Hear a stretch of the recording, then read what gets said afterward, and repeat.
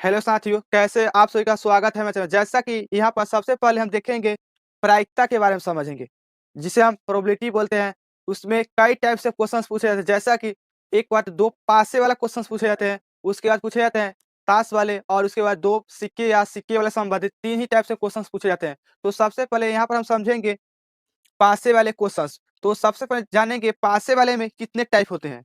उसके बाद हम समझेंगे, उसके बाद नेक्स्ट में हम समझेंगे सिक्के वाले। तो सबसे पहले हम पासे के बारे में जानेंगे, जिसको हम लूडो बोलते हैं। तो इसके में सबसे पहले हम जानेंगे, जैसा कि यहाँ पर होता है। सबसे पहले यहाँ देखिए प्रायिकता पी बराबर क्या होता है, अनुकूल परिणामों की संख्या बटा कुल परिणाम। कुल मतलब सभी, अनुकूल मतलब उसमें प्रायिकता जो होता है एक पूछ लेगा चाहे दो पूछेगा, इस तरह के अनुकूल प्रायिकता। और कुल मतलब सभी होगा। तो सबसे पहले हम जानेंगे यहाँ पर कई टाइप से क्वेश्चन पूछे जाते हैं। यहाँ पर हम देखेंगे पासा में ही चार टाइप से क्वेश्चन पूछे जाते हैं। सबसे पहला है कोई संख्या दिया रहेगा, एक नंबर पर लिख लेंगे कोई संख्या। कोई संख्या से रिलेटेड पूछ लिया जाएगा। दूसरा में रहेगा सम संख्या पूछ लिया जाएगा, जिसे हम इवन नंबर बोलते हैं, सम संख्या। उसके बाद विषम संख्या पूछ लिया जाएगा, विषम संख्या। उसके बाद हम सभी से पूछ लिया जाएगा कि अभाज्य संख्या, अभाज्य संख्या। इस टाइप से क्वेश्चन ही पूछे जाते हैं संख्या। यहाँ पर हम सभी को चार ही टाइप से क्वेश्चंस ही पूछे जाते हैं। एक और टाइप मान लेते हैं यहाँ पर कम या बाकी, या छोटा या बड़ा। इसको मान लेते हैं छोटा या बड़ा। छोटा या बड़ा से संबंधित, छोटा या बड़ा से संबंधित भी क्वेश्चंस पूछे थे पासे वाले क्वेश्चन में। तो सबसे पहले हम जानेंगे पासे में कितने अंक होते हैं। जैसे कि यहाँ पर हम यहाँ पर लिखेंगे पासा, पासा बराबर, पासा लिखेंगे यहाँ पर, जिसे हम इंग्लिश में डाइस बोलते हैं, DIC।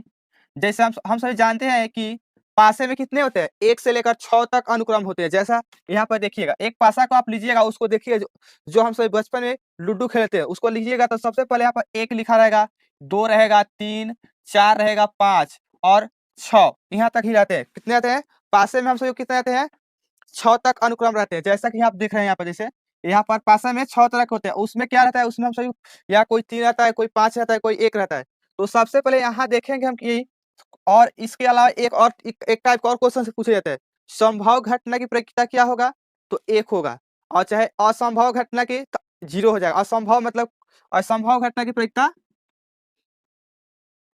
असंभव असंभव घटना की प्रायिकता हम सभी का क्या होगा, 0। और निश्चित या असंभव घटना की क्या हो जाएगा, निश्चित होगा। तो निश्चित घटना की प्रायिकता, घटना की प्रायिकता क्या हो जाएगा, 1 हो जाएगा। और असंभव घटना की प्रायिकता हम सही कितना हो जाएगा, यहाँ पर 0 हो गया। यहाँ से भी क्वेश्चन काफी एक ऑब्जेक्टिव टाइप से पूछे जाते हैं, इस तरह के क्वेश्चन भी पूछे जाते हैं। और उसके बाद उसके बाद हम समझेंगे यहाँ पर कोई संख्या।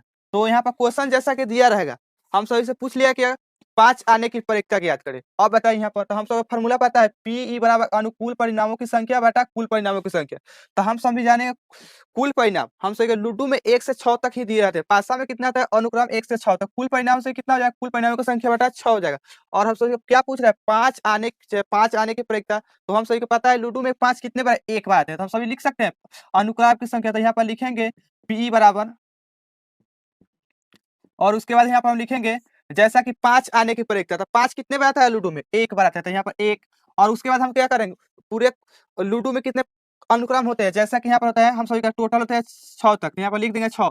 इसी तरह से हम क्या कर सकते हैं, हम सभी का पूछ लिया जाएगा 5 आने की प्रायिकता, तो क्या हो जाएगा, यहाँ पर 1/6 होगा। और हम सभी से पूछ लिया जाए 4 आने की प्रायिकता, तो क्या हो जाएगा, 1/6 ही होगा। अगर 2 आने की प्रायिकता पूछ लिया जाए तो 1/2 ही, 1/6 हो जाएगा। 1 आने की प्रायिकता 1/6 होगा। इस तरह से क्वेश्चन सबसे पहले यहाँ पर ये वाला कॉन्सेप्ट क्लियर कीजिए, कोई संख्या आने की प्रायिकता।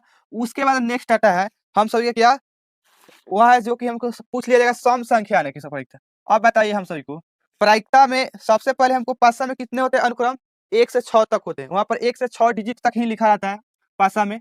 तो सबसे पहले आप देखिए विषम संख्या, सम संख्या आने की प्रायिकता बताना है। तो पासे में सम संख्या आने के प्रायिकता, यहाँ से भी क्वेश्चन पूछे हैं। जैसा कि यहाँ देखिए, यहाँ पर सम संख्या कौन सा है, पासा देख लीजिए, यहाँ पर 2, 4, 6। यहाँ पर कितने है, 2, 4, 6 है। तो हम सभी कितने हैं, पासे में कितने संख्या है, यहाँ पर हम सभी क्या हो जाए, सम संख्या कितने है, 3 है। तो लिखेंगे यहाँ पर PE बराबर, फिर से लिख लेंगे PE बराबर। तो पासे में कुल कितने सम संख्या होते हैं, तो देखिए यहाँ पर 2, 2, 4, 5 इवन नंबर कितने होते हैं, 5, 3 इवन नंबर होते हैं। तो सबसे पहले यहाँ पर क्या लिखेंगे, यहाँ पर बराबर यहाँ पर लिखेंगे पासे में कितने सम संख्या हो जाएंगे यहाँ पर 1 2 3, तो कितना 3/6। अब इसको काटाएंगे आपस में तो क्या हो जाएगा 1/2 हो जाएगा। तो हम सभी का प्रत्येक कितना हो जाएगा, सम संख्या आने के प्रत्येक हम सभी क्या हो जाएगा, यहाँ पर सम संख्या आने के प्रत्येक यहाँ पर हम सभी का हो जाएगा यहाँ पर 1/2। यहाँ पर काटेंगे आपस में तो कितना 1/2 हो जाएगा। और उसके बाद पूछेगा विषम संख्या, ये बहुत जरूरी है, विषम संख्या आने की प्रत्येकता जिसे हम बोलते हैं ऑड नंबर। ऑड नंबर आने की प्रत्येकता विषम संख्या, ये वाला सम संख्या था संख्या, उसके बाद विषम संख्या।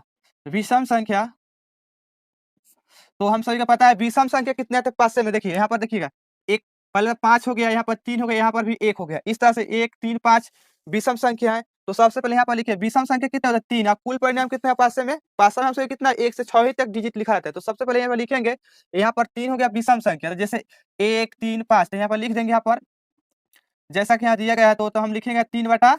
तो इसका भी कितना विषम संख्या आने की प्रत्येक से 1/2। और उसके बाद पूछेगा अभाज्य संख्या, तो अभाज्य संख्या भी उतना ही हो जाएगा। अभाज्य संख्या जिसको हम प्राइम फैक्टर कहते हैं, अभाज्य संख्या यहाँ पर दिया गया अभाज्य संख्या।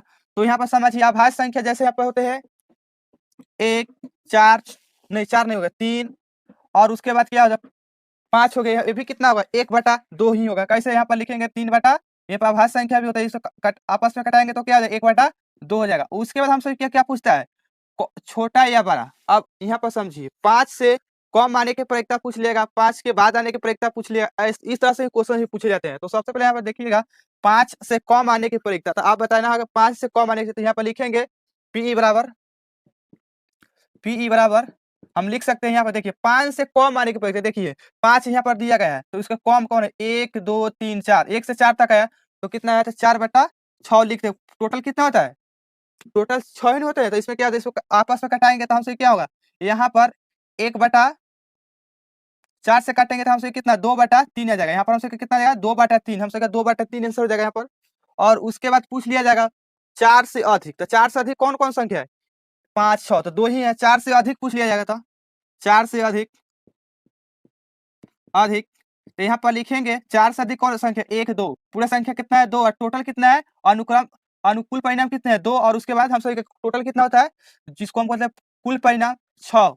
तो इसके बाद हम काटाएंगे तो आपस में 1/3 आ जाएगा। हम सही क्या कटाइएगा तो 1/3 हो जाएगा। और इस तरह से ही कम या बाकी तरह से ही क्वेश्चन ही पूछे जाते हैं। तो सब आप सभी जान सके कोई भी संख्या पूछ लेगा, सम संख्या विषम संख्या भाज्य संख्या छोटा या बड़ा संख्या, इस तरीके से हम क्या कर सकते हैं पास से वाले क्वेश्चंस को आसानी से सोल्व कर सकते हैं। अगर इतना समझ में है तो नेक्स्ट वीडियो में जो हमारा मिलेगा क्या उसमें सिक्के वाले क्वेश्चंस को भी अच्छा से कराया जाएगा।